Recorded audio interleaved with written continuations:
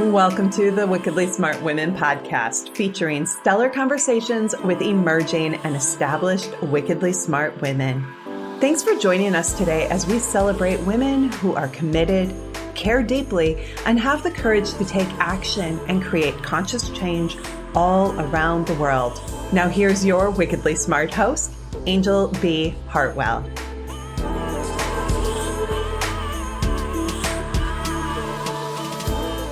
Welcome to another episode of the Wickedly Smart Women podcast, where we celebrate wickedly smart women and provide our listeners with a wealth of wisdom, along with immediately actionable steps to be smarter, spunkier, and more successful in their impact and their leadership.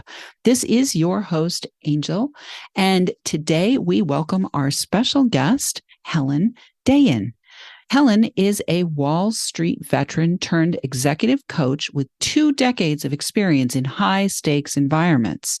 Twice named top coach in New York, Helen helps companies and ambitious leaders become power players, especially while navigating conflict and business challenges. The goal? To drive revenue and to get her client the respect and success that they deserve.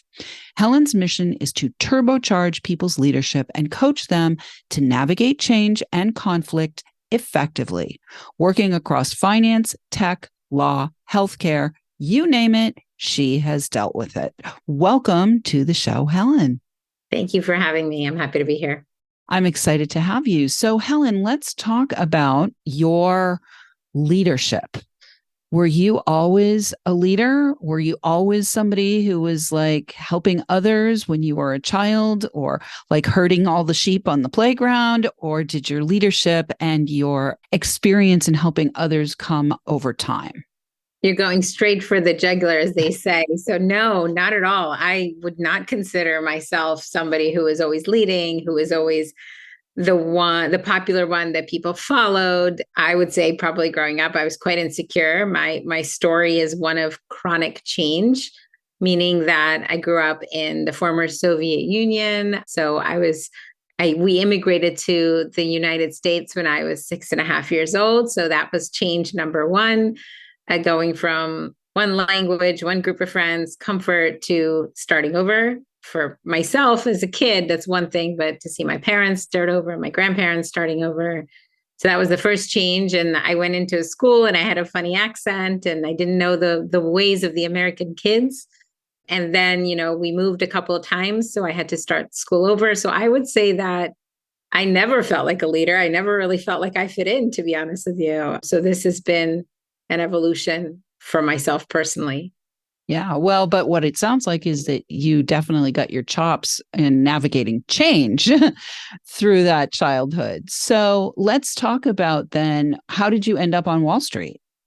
So coming out of school, I went to NYU and I was in the business school for undergrad. And there were pretty much 2 paths that most kids followed coming out of NYU business school, which was you either went to investment banking or you went to the trading floor. And I went to the trading floor primarily because I'm an early bird and I think more clearly in the morning than in the evening. Investment bankers tend to need to be really sharp at all crazy hours of the night. And that was something I knew I was not good at. So I chose to play to my strengths. And I also knew that I would have a chance to be very client facing earlier on in my career if I was on the trading side in a client relationship role. So that's how I ended up on Wall Street. The beauty of being at NYU in New York was obviously all the best banks recruit from there. And so I really had a chance, but I was one of only 3 women that went to the Lehman Brothers sales and trading class that year. So I was definitely yet again the weirdo out. Seems to be a theme a little bit of my life, as I was the newbie, and it was an environment that I was different, just like I was when I immigrated to the States and many other times before that. So let's talk a little bit about being one of 3 women that went into that path in your cohort. What was it like for you from a female perspective, not just from a the odd man out perspective, but from a woman's perspective, stepping into what we could call a more masculine environment? I was taught by my family that there was nothing I couldn't do. So I'm very fortunate that even though I was also the only girl of my generation, so all my cousins are boys on both sides. I have an older brother. I was the only girl. I grew up with really strong and really powerful women on all sides and incredible men that raised me to believe that I didn't have to be seen as different. So for me, I was very naive going onto a trading floor, male dominated back then, certainly more than now, where I was like, it doesn't matter that I'm one of a few women. It really felt like it would have been not a big deal. Very quickly realized it actually is a big deal. And I will say that I never had an attitude of, because I'm different, I should be treated differently or I shouldn't be treated differently. I kind of just felt like it was important to do really good work and connect with people on whatever connection we could find, even if we were different. I was lucky that I worked with really great men that just had high expectations of me, expected me to deliver. It didn't matter, my gender. So I didn't really focus on the gender piece for me. And once I got to the trading floor, I realized that the firm was actually doing a good job hiring women into roles. So I did have there were some very senior women that was rare for banks back then, but we had some really strong senior women that I could look up to as well. Oh, beautiful. And so what I'm hearing there is you were like part of the wave of change. What would you say has changed in the industry since you went into it? And then, of course, you left. So we'll get to that in a minute. But what have you seen has changed for women in that particular industry in the time that you were there? So I will talk about what I've seen between when I started and what it's like now, even though now as a coach, I'm not inside a bank. I have my own business. But I work inside the financial services space quite a bit, so I can speak to it as well. I think the biggest change is obviously there's a big push and even a bigger effort to make sure that women have the same opportunities. For a very long time, it was a boys' club. On the weekends, people went golfing, primarily the men went golfing, or many of them would go out for dinners and drinks late at night, which wasn't conducive to somebody who had a child at home and didn't want to go out late at night. It did feel, especially in my role, which was a sales role, that in order to be successful, I would have to be out every night. And I looked at that as a 20-something-year-old and I said, well, I looked at my boss, who at the time was 38. He had 3 kids at home and he was never home. And I looked at that and I was like, I don't want that to be me. If this is the only way to progress and to have a successful business on Wall Street, I don't want that. So I kind of knew that very early on. Some of those things haven't changed, to be honest with you. Some of those things are the way the business is done. And maybe COVID helped a bit, to be honest. It created a bit of opportunity for women because they can work remote and fewer people are going out every night. But I do think there's also been a really big push to make sure that there is proper representation at more senior levels. I also, though, think that especially around the Me Too movement, it actually made the men that were interacting with the women, it made them so guarded and they were so scared to say the wrong thing that it made it hard for some of the women that had natural relationships that were very authentic and open and maybe a little bit, in quotes, inappropriate, not in any physical or sexual way, but just sometimes there were men that could banter with other women, right? They all of a sudden felt like, oh, if she's in a room, I can't be myself, right? So it actually, there was almost a little bit of a backlash. And I heard that from some of, my clients or just in my network, women saying like, this is almost making me feel more excluded because now these men are so scared to say the wrong thing that they're just not talking to me at all. They're not mentoring me. They're not inviting me to dinner. It's almost, there was a big fear. I feel like that happened most around the Me Too movement. It's kind of scaled back now. I think it's a little better now. Beautiful. Well, let's talk about you making the decision to leave. And, some of our listeners are in high-powered employment situations and make the decision to leave or might be contemplating making the decision to leave. What inspired you to depart corporate work and start your own thing? Well, I will say, as kind of a theme for me, is change is something that's been a challenging part of my life, but also something that I've always been able to navigate. And I've never liked to stand still. And as I shared, in my 20s, when I was on Wall Street, I looked at the people ahead of me, a couple of years ahead of me, and I thought, well, I don't want to be doing that in 10 years. So I was always pretty early on Wall Street. I was searching for what's next. It wasn't necessarily going to be a coaching business. I didn't even know much about coaching back then, but I was always trying to figure out what's next. I moved from one type of product on Wall Street to another. And in that other product, I was a lot more entrepreneurial. I sat inside a bank, but I basically created a business. I saw an opportunity in the market. I saw that a certain group of clients were underserved. I approached the head of the department and said, look, our bank is not serving these clients. I could do that work. In fact, I've already been doing that work and nobody is getting paid for it. So let's just make it official and build this product around this idea. So we did that. So I guess in a way, I was quite entrepreneurial naturally, but I had this cushion of a big bank and a steady salary. As I did that, I then discovered this incredible field of executive coaching, which never had any ties to HR. I was kind of a hustler on the trading floor, a deal maker, right? So for me to all of a sudden be exploring leadership development or, executive presence, it just was such a departure. But the way I discovered this field was I was talking to a client of mine who was managing a huge book of business. He was managing a lot of money and he was under a tremendous amount of stress. And I just wanted to help him. So I started to Google how to help him and discovered the field of coaching through some of the articles I was reading. And I thought, well, maybe that's what I should be doing instead of selling corporate bonds to these guys. Maybe I should be helping them navigate how to perform at their higher level and how to reduce their stress and how to work with people that are difficult to work with. And that moment when I discovered coaching, there was no doubt. It was like, I'd always been searching for what that next thing was going to be. And it was more around the role that I get to coach people and I get to do this thing. It wasn't so much of, I want to start a business. It was like, oh, this is it. I'm doing this. Yeah. Just to give you an idea of what we were looking at that time, I had a brand new baby and I decided that I would be doing my full-time job, taking care of a brand new baby. And I started this coaching business on the side.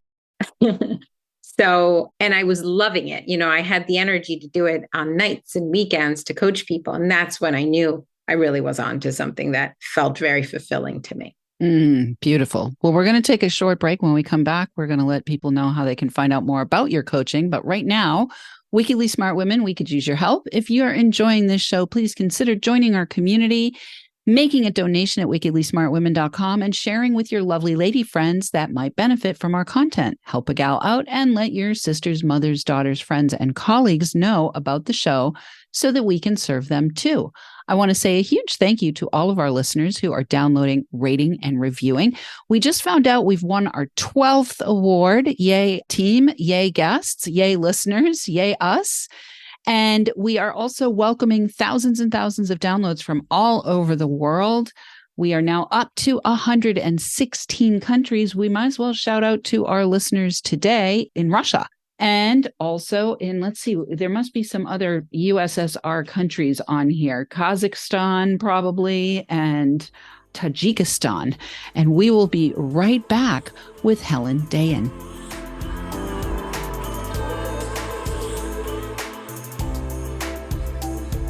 The Wickedly Smart Women podcast is brought to you by the Wealthy Life Mentor. Women, are you on the edge knowing that life is calling you to make a change? Are you ready to be part of the evolution of what it means to be a wickedly smart woman, creating your wealthy life by design? A life that is an extraordinary work of art. Angel B. Hartwell, the Wealthy Life Mentor, is hired by women in transition. Women just like you who want to break through to their brilliance, become clear on the value of their wisdom, and embody a beauty-filled, balanced life of shameless self-expression.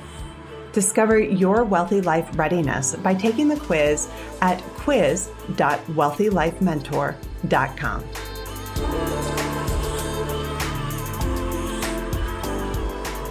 And we are back with Helen Dayen. You can find out more about Helen at dayengroup.com. Dayengroup.com. We will have that for you in the show notes. And of course, she has all of her socials there as well, probably LinkedIn and other places where you can also connect with her, but that's her main site. So before we went to the break, Helen, we were talking about how you just kind of discovered executive coaching and realized that you were really aligned and it was something that you could really enjoy doing. And one of the things that often happens, which it is part of your story, it's a part of your story, is that we find that thing.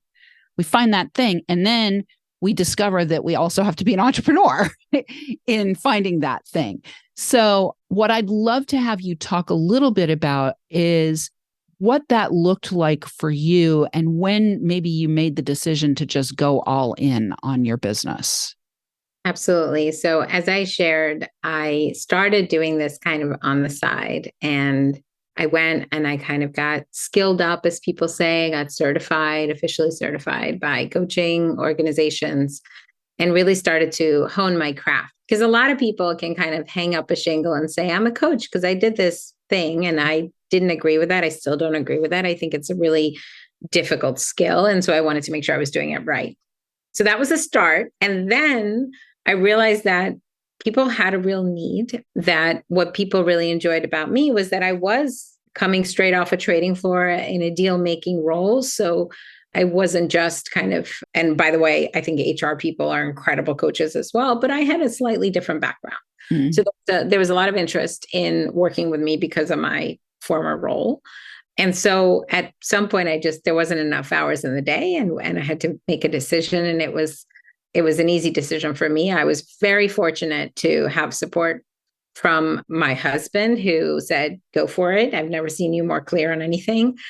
I did do a presentation for him with a scenario analysis of what the years could look like the next couple of years, the low end, the high end, and the most likely scenario. So we did kind of approach it from my MBA training, if you will. And then it was all hands on deck, go, and I was every part of the business. I was everything from accounting and the coach and the marketer and the website designer as a starting point. So it was hard, but it was fun because I was learning so many new skills. Mm-hmm. So for me, it was really enjoyable in the beginning. And it was 10 years ago at this point. Congratulations. We're going to ring the bell, celebrating a decade. Almost. Well, what I love here, Helen, that I want our listeners to hear, and then we're going to talk about your clients. But before we go there, I want our listeners to hear that you can find your thing that allows you to take the skills you already have and really leverage that in a unique way. That's number one. And number two, the skills you had on the trading floor, you enrolled your husband, right? So she used her sales skills to enroll her husband. And I want you all, ladies, to remember that there are stakeholders when you start your own business. There are other people that are going to be impacted by that. And being able to enroll and sell, the vision is a powerful tool to have in your toolbox. So, Helen, let's talk about what you actually do with your clients and what kind of people actually come to work with you. Yeah. And I feel like you did a beautiful layup for me. So you talked about really enrolling. I usually use the words influence or getting buy-in because it's a common theme to the coaching work I do. So we'll talk about who the clients are, but at this point in my business, I now have people coming to me from a lot of different places just because people are referring me to their friends and colleagues and business partners and so on and so forth. But one of the most common themes to my work is I'm navigating two types of pain points or problems that my clients have. The first is they are in a senior, serious role and they need to influence or get buy-in. And there are hurdles, roadblocks. Sometimes they need to deal with a board. that they need to convince on something if they're leading a company. Sometimes they need to get buy-in from investors. Oftentimes it's partners and or colleagues in other departments. And oftentimes it's leading their own teams and getting their teams to really row in the same direction with the same oomph and gusto that that person has, right? And everyone has a very different style. People have different personalities. One of the things that I do a lot in my work is to help people understand that you can be you can be authentic, but you have to put it in the context of the person you're trying to influence or get their buy-in. So that's actually a big theme. And then the other is what I touched on earlier is because a pattern of my life is chronic change. I feel that I can really help my clients navigate change in their organization, a change that they themselves are implementing for their business or their company, or even just they themselves are going through change where they want something different. So those are kind of the two pain points I do a lot of work around. The nature of my clients tend to be both men and women. I do a lot of work with both. They tend to be leaders in their field. They tend to be experienced. Certainly because of my Wall Street background, I have a lot of people in finance. I now do a lot of work in law, in tech. I do a lot of work with emerging high growth companies. One of the things that I really enjoy doing is working with what I would say is up and coming leaders that have a really big stretch role. And now they're no longer just a producer or an operator, but now they have a team and they're having to grow their team. They're having to lead that team through change because their company is growing. And what does that mean for their leadership and how do they have to change and evolve? And those are some of my favorite projects. Beautiful. I love that.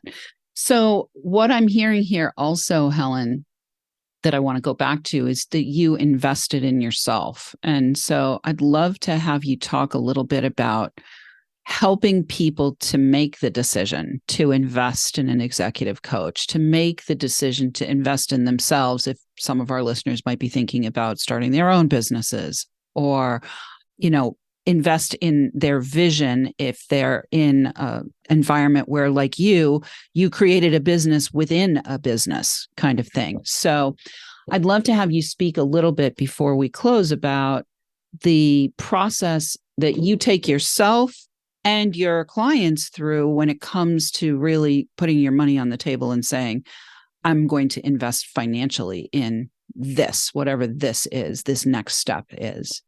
What a great question, because funny enough, that's actually very difficult for me. I have very much of an immigrant mindset when it comes to investing in myself and a little bit of like, I'll just do it all myself. I'll figure it out. And that's been a growth moment for me as a business owner to say, no, Helen, you really need to just invest the money for somebody who really knows what they're doing to do it, or to somebody to guide you through it or support you through it. That has been a real internal battle that I constantly struggle with. My husband has a great saying. He says, do what you do best, pay for the rest. And I literally have to say that to myself probably 10 times before I actually am willing to pay the money. So those of your listeners that have always wanted coaching, but always felt like they don't deserve to spend the money on themselves, I feel your pain, but I encourage you to fight against it, right? Because it is just really what that means is that you don't think you're worth the money. And we should explore why you don't think you're worth the money, right? And so I'll say that. So that's been a process, actually, I'm trying to continuously grow from. And also, when we look at the stories of really successful businesses, they always talk about hire good people, don't be afraid to spend the money, really invest, put it all back into the business. So the data is there that that's the right way to run a business. Many of us, and for some reason, I think it's a little bit more common. I'm stereotyping right now, but I think women have a harder time investing in themselves than men. Totally agree. And certainly I'm guilty of it. So I just literally try to push through. Here's my answer to you. I literally just try to force myself to be uncomfortable because I know that it's going to pay off. Yeah. Exactly. Beautiful.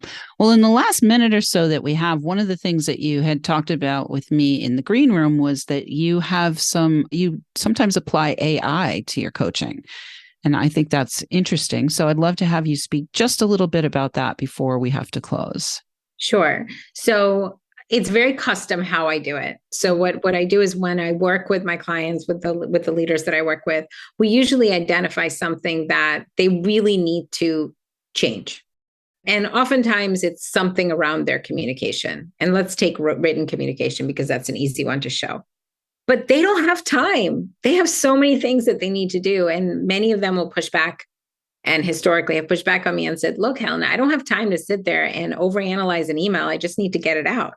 But oftentimes the tone of the email or the way the email is written can literally change how the whole situation goes, what the person on the other side of the email feels about you, if they actually want to do this thing that you're asking them. So it's worth spending that extra time, but many of my clients don't. And it's been very hard for me to figure out how to change that behavior. Mm-hmm. So I realized that now with such easy accessibility to AI, to a ChatGPT, I teach my clients the right prompts to help them rephrase what they need to say to be influential, to get buy-in, to come at situations from the perspective of the other person, which immediately elevates their emotional intelligence.